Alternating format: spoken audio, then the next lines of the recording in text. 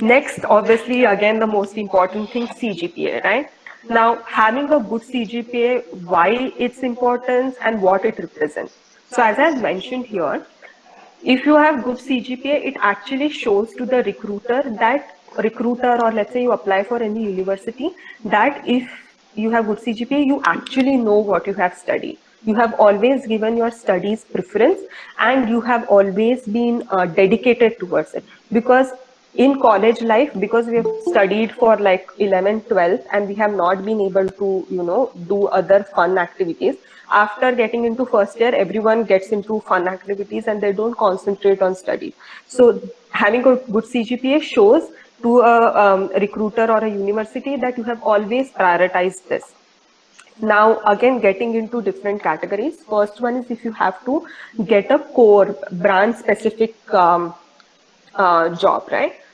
CGPA is the highest important thing, because based on that only you will be eligible. The top 5 toppers of your class will be eligible for, let's say, some good core job.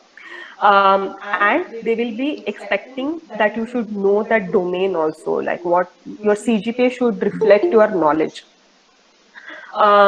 If let's say a company has come for a particular, like let's say Boeing has come, so Boeing is planes company, right? And let's say they are open to mechanical and aero.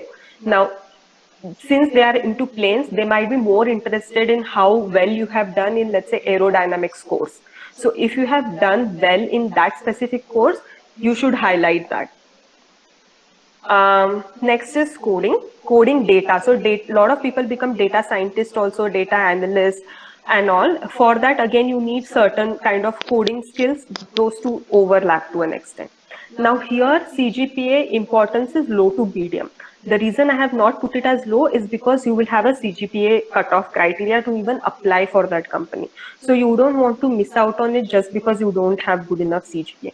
But once you have above 7, let's say, it doesn't matter whether you have 7 or 7.8, then there is no difference, because they are not going to ask you anything about your core. So you can relax about it. You just have to make sure that you get above eligibility criteria cutoff for the CGPA. Now, the last one, for the non-core in all of these other categories, again, there is a CGPA eligibility cutoff, but for some of the initial 1 or 2 1 3 days company which have like very what do you say, they are very reputed and all, they will even give some importance to CGPA. But again, I would say it's medium. It's not like they will reject you if you do not have a certain CGPA.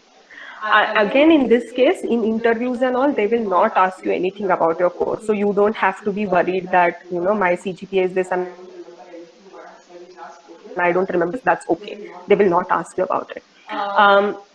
Now, I know there are two kinds of people in INSTI when it comes to CGPA. One is this, where like you're not even able to manage to get 7 CGPA, and even I was that, so I can totally relate to it.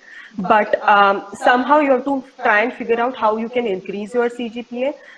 The last line over here, that everyone expects you to have very good salary and all. We will come to that. I know it's a lot of social, misconceptions about the salary that people get in IIT. But yeah, I would say try and manage to get about 7. The other category is this, which I don't like.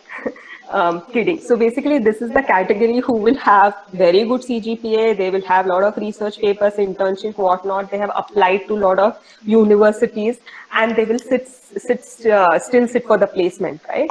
Um, I think which is fine, because everyone should keep their plan B open. So for both kind of people, the importance of CGPA is different. For these guys, it's just an eligibility criteria. For these guys, is because they want to get into a good university for MS or PhD. They should have good CGPA and they should have paid attention.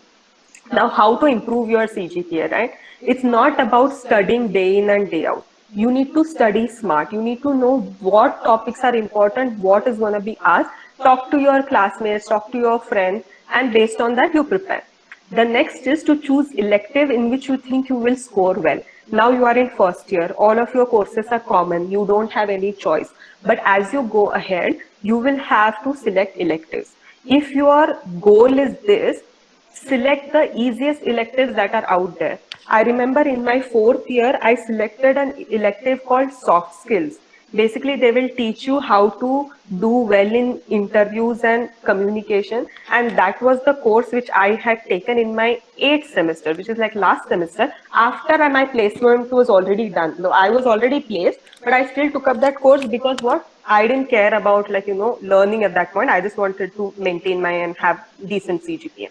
So make sure you concentrate on this. In Insti, there will be a lot of times it will happen that there are some elective which is like operational research, which DOMS department is offering, and all the studs are like running behind to take that course. So don't run in that race. You understand what will work for you, right? Okay, now the quiz time. So what is the general CGPA eligibility cutoff? Send your answers in chat and Sino will tell who has won this round. Let me also check. Okay, lot of answers.